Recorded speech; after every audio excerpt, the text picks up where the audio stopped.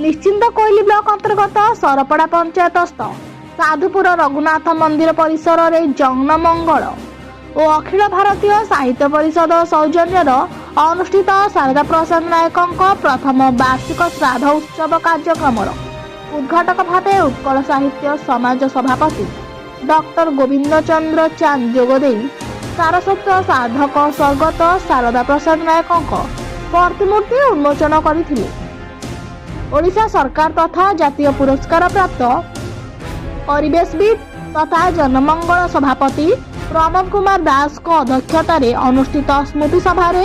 मुख्य अतिथि भाव वासुदेव आश्रमर संस्थापक स्वामी गुरुपाद ब्रह्म अवधूत सुकांत दासजी महाराज बरणे अतिथि भाव लभ्य प्रतिष्ठ संस्कृत पंडित डॉक्टर गौतम महाराणा सुभद्रा महताप महाविद्यालय प्राक्तन अध्यक्ष विरूपाक्ष राय कवि प्रसन्न कुमार प्रति साई जमुना प्रकाशक तथा साहित्यक चंद्रमणि भुआ अखिल भारतीय साहित्य परिषद राज्य संयोजक नारायण नायक शिक्षाविद शशधर पंडा ओडिशा उच्च न्यायालय अवसर प्राप्त अध्यक्ष केशव चंद्र राउत प्रोफेसर प्रभात किशोर नायक कंटोली नीलमाधव महाविद्यालय प्राध्यापक डॉक्टर निरोध कुमार मंत्री उत्कल ग्राम स्वराज प्रतिष्ठाता सभापति कलिंग रत्न ब्रह्मानंद महांती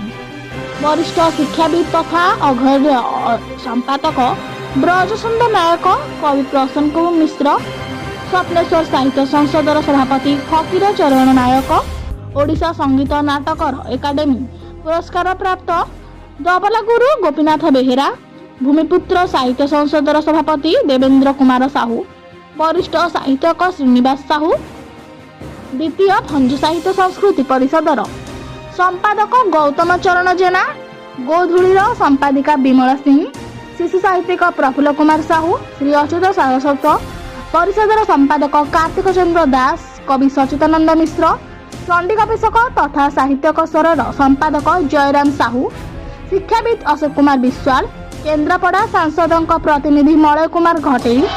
शिक्षयित्री सुकांती त्रिदेवी कवि प्रफुल्ल कुमार सिंह साहित्यक धनेश्वर प्रधान निर्माण प्रतिनिधि सांबादिक विजय कुमार सांबादिक प्रसन्न कुमार महापात्र युव समाजसेवी विक्रम केशरी नाथ एही अवसर में स्वर्गत शारदा प्रसाद नायक स्मृति विजेडित लेखारे श्रमुध शारदा स्मरणिका अतिथि मान द्वारा शुभ लोकार्पण होता। कार्यक्रम को सारस्वत साधिका प्रमीला नायक संयोजना करथिबा बेले विनय प्रकाश नायक प्रमोद प्रताप प्रमुख सक्रिय सहयोग करथिले। स्वर्गत नायक कन्या तनुप्रभा नायक धन्यवाद प्रदान करथिले। ब्यूरो रिपोर्ट परिवर्तन टीवी।